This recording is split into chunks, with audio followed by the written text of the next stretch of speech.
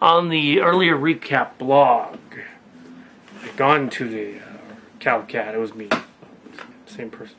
I went to the Avengers with Tim Cantrell. I have not reviewed it. It turns out I haven't reviewed the Avengers because it was too new at the time. But now that it's out of theaters next Thursday, I can now review it. Okay, the Avengers is a motion picture that had a lot of hype and build up, more so than even the Star Wars trilogy did back in the day, and the new one. The Marvel people decided that we're going to do Thor and Hulk and Captain America and Iron Man movies, having them all linked together and make this Avengers motion picture. Sort of their version of X-Men. We're going to do it right, somehow. Better than the X-Men movies were, because we're going to build up to it with the other ones. They were trying to do that with Wolverine in First Class, but it didn't work, because they couldn't reinvent the wheel. But the Avengers people started from scratch, and now, Warner Brothers wants to do Justice League. They're not going to be able to, because they just can't come up with a good Superman movie.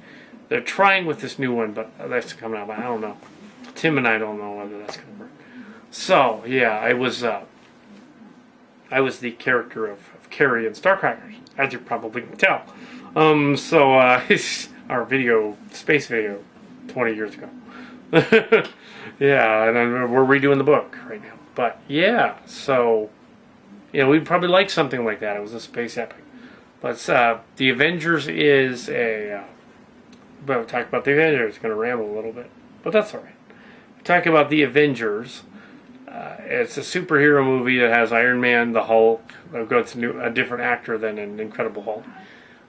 Same actor as Iron Man. It has Robert Downey Jr. It has Chris Hemsworth as Thor. It has Chris Evans, I think, or who's that, as Captain America. And it has, of course, Samuel Jackson as the S.H.I.E.L.D. guy, as the director. Fury. So the movie basically starts out with this attack on the Fury's lab.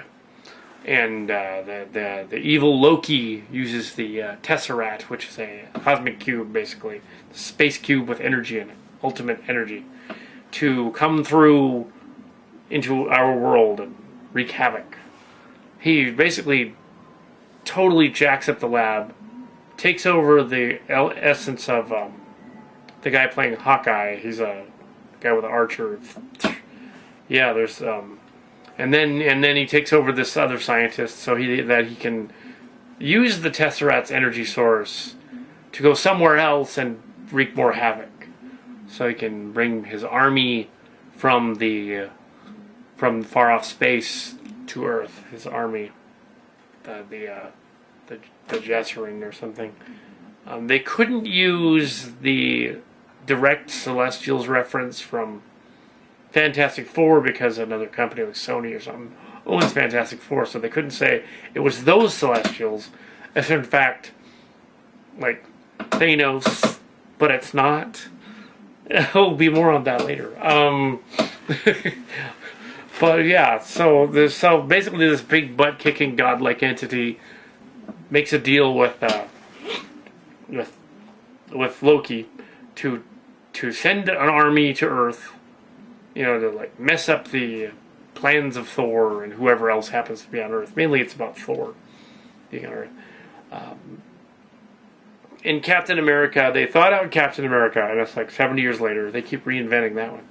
And this latest version, he's the 70 years thought out one. And he's like just a regular guy. He's like 30 or something in this story. And we have Iron Man, who's 40 something, and he's built a giant tower in his image, and he's using his device, his little chest device, as a power source for his building. So he's constructed a giant version of it for his building. And S.H.I.E.L.D. calls him in, calls in Captain America, calls in the Hulk, calls in Natasha or Black Widow, and calls in Thor. Well, they indirectly call in Thor, actually. They're calling everybody else, and then they managed to get a hold of Loki through some interesting means, and then they kind of lose track of him because he escapes. And then it's when Thor shows up. There's a lot of other things going on, a lot of action sequences. Captain America fights Loki for the first time, and then in Germany, and then there's a part where the other guys fight him, and then Iron Man fights Captain America a little bit, and then Thor shows up while Iron Man and Captain America are fighting, and they decide to fight Loki, and Thor shows up and he starts fighting Loki, and everybody, they trap him, they take him to the to their base, which is a floating helicarrier. Really cool. It should be a toy.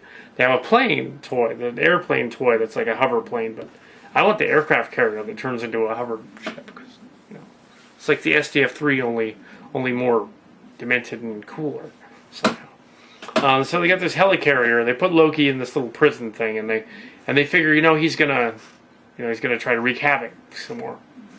And so they spend a lot of time developing their characters, which is interesting for a sci-fi movie, action movie. But they spend a lot of time developing their characters and trying to figure out what S.H.I.E.L.D. is really up to, because they're kind of shady and underhanded, and they're like a secret organization, and they have a council, and they also have all this other comic booky stuff going on.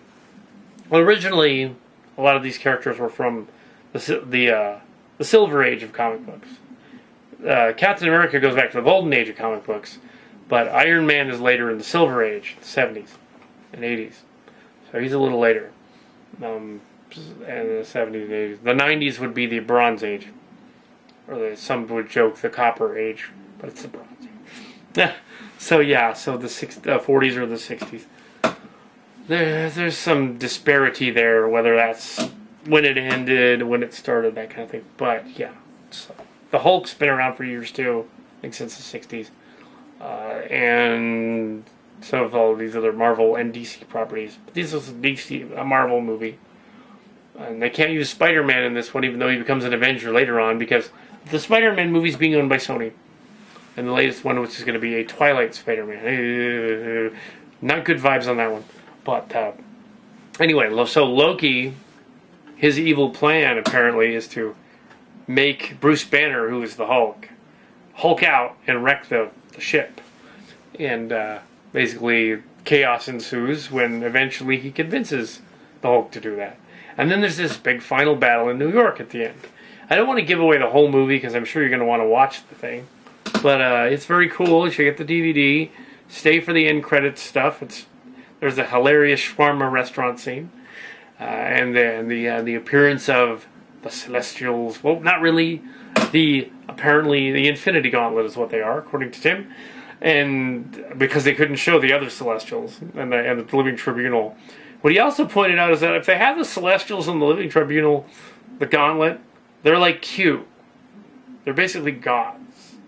So they would kill the Avengers if they really wanted to. They would just go, you're dead. So yeah. So they're going to have to do something with that, other than, everybody knows about that. So it's not a spoiler. It's been out forever now. Everybody's seen it. So yeah. But it's a cool movie. It was directed by Joss Whedon, the guy that did Buffy.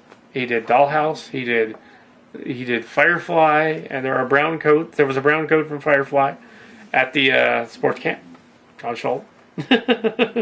And of course, and kind of a brown coat too, because I watched the show. I thought it was really cool. Serenity as well. That was awesome. So Joss Whedon, and he did such a good job. They should let him do Wonder Woman now, because he wrote a script. But they didn't like it, and they went on and did their own Wonder Woman, and it sucked. Apparently it was terrible.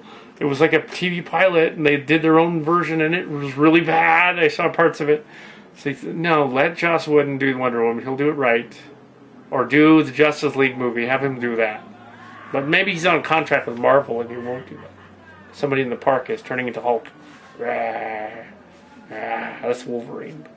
Wolverine, dude. Shing. Batman. Shadow. The Bat. Wasn't in it. Well, the Nolan Batman looks okay, except the consternation is that the trailer and an early viewing of that, it looks like they better fix that guy's voice, because they made him way too over a pitch bend, and he sounds like he's mumbling.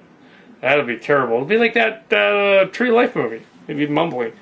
Like, that's not going to work. Bane cannot mumble. Don't do that. Ah. And then the new G.I. Joe movie and the stuff, they had to pull that because they wanted to put 3D in it. And Duke, they didn't want him to die or something. It's like, nah, you can kill Duke. I don't care. Oh, poor Channing Tatum Channing. I met him once, Tatum Channing. Back when he first started. There was a movie premiere, and him and Amanda Bynes were in a movie.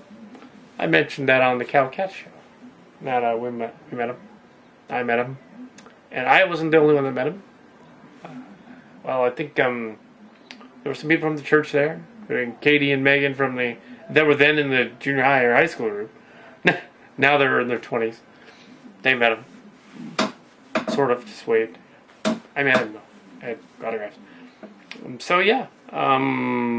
But he wouldn't remember me, so no, I can't get you a deal on that one there, audience. I don't know him that well. I was just in the audience, in the line. So, yeah, let's see. It's the Avengers review. The Avengers. Marvel's The Avengers. Not to be confused with the 80s British movie The Avengers, which was based on a British sort of pseudo-comedy thing. It was terrible. Ugh. It was awful. It was just dreadful. Truly dreadful. That was awful. Well, this Avengers is Marvel's Avengers, so that no one is confused. I don't think they would be, though, because it's got Iron Man on the cover. It's like it's not the same movie at all. I'd be confused. How I was confused is A Tree of Life. The 2005. It's not the same movie. The Tree of Life. Actually, 2012 is not shaping up to have that many best movies. It's not. There's a couple of noir ones coming out later in the year. Probably going to get an Oscar just because they're noir. They like that. Oscar loves mob movies with suspense. Of course, if it's just a straight up action movie, they aren't going to rate it. Thing. I was surprised they gave Inception anything really, because that was an action movie. I was like, Inception, really? It's an action movie. I mean, it's a twisted mind thing, but it's an action fantasy. So I thought, wasn't it? Guys like, then there was that awful Sucker Punch. Though that wasn't going to get an Oscar. That was terrible. But yeah. So there you go. Movie review of The Avengers. Yeah. Ooh, Marvel's The Avengers. Da, da, da.